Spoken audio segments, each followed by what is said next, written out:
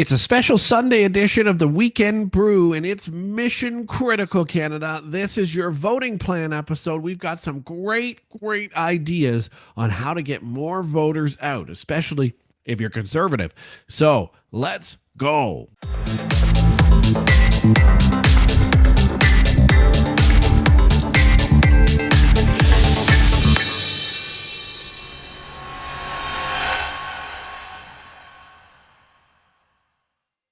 Monday is not just another day. Welcome back to Bakes on Things. It's decision day tomorrow. And for anyone who believes in freedom, fiscal responsibility, national pride, and of course, truth over spin, Monday is mission critical.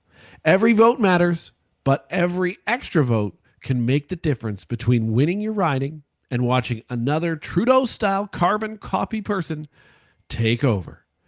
This isn't about left versus right. It's about showing up. So if you're voting conservative and want to make it count, here are some real, practical, and fun ways to make voting fun for your family and anyone around you and to multiply your own impact. Remember, you get one vote, but everyone you bring is another vote. Everyone you encourage is another vote. Everyone you are around and influence is another vote. So let's start with our beautiful seniors, because yesterday was Seniors Day on the channel. Want to spend more time with the grandkids? Invite them to go vote, especially if they are over 18, obviously. If they're 18 or older, offer to pick them up, grab a coffee on the way, maybe an ice cap, and vote together. It's a quality time with a purpose, and I love it. Go out there and do it together. Gen X parents, make this family time for you too. Your 18 to 25-year-old kids are obviously eligible.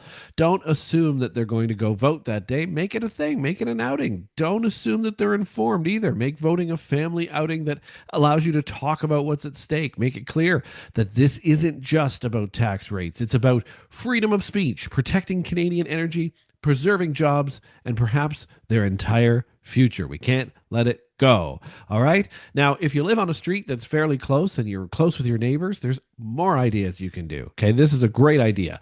Grab your neighbors and create a street voting caravan. Now, I know it's a work day, so when people are at home, organize, say, a 10 a.m. or a 5 p.m. polls parade.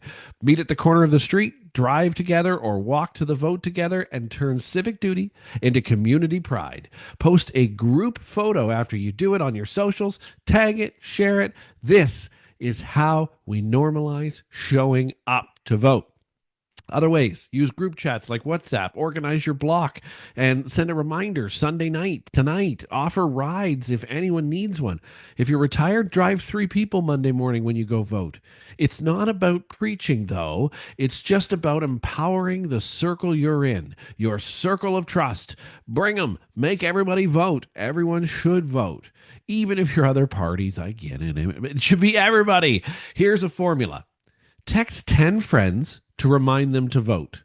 Call 5 to have an actual conversation with them, and offer to drive at least 2 of them.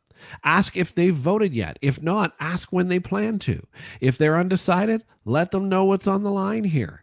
This election isn't about converting the opposition.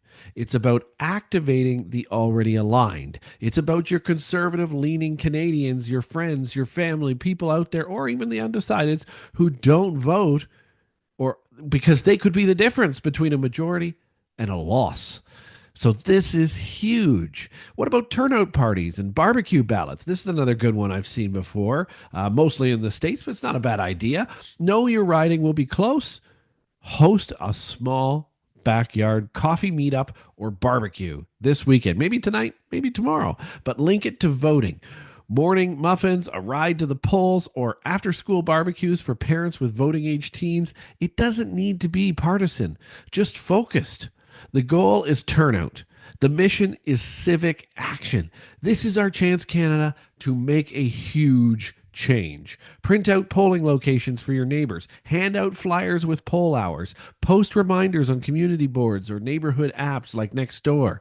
This is your chance. Facebook groups, encourage them to get out and vote, right? This is everyone we want out there. If you're part of a church, for example, today, or local faith group that's meeting later in the afternoon today, Sunday, is a golden opportunity to ask your church bulletin or pastor to share a reminder about voting on Monday.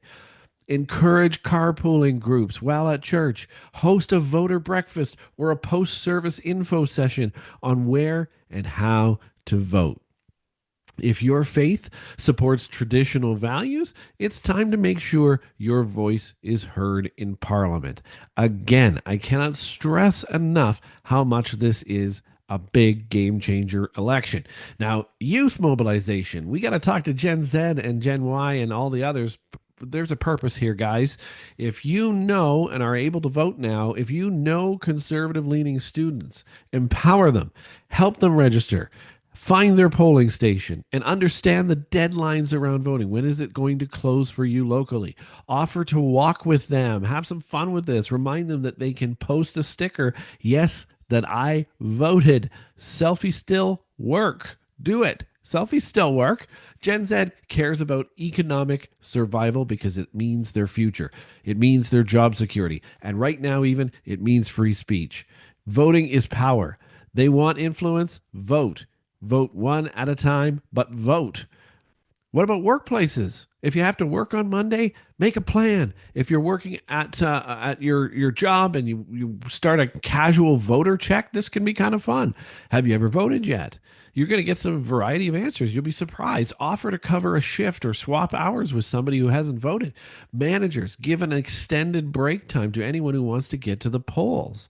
Organize with colleagues who lean your way if you want, or just try to get everyone out to vote. Remind them this is the moment. This is the change. This is the possibility. Every missed vote helps the other side. Every cast vote moves the dial. That is what you need to understand here. Make sure there's accountability. In the group chat that we talked about earlier, if you started that, do a group chat challenge.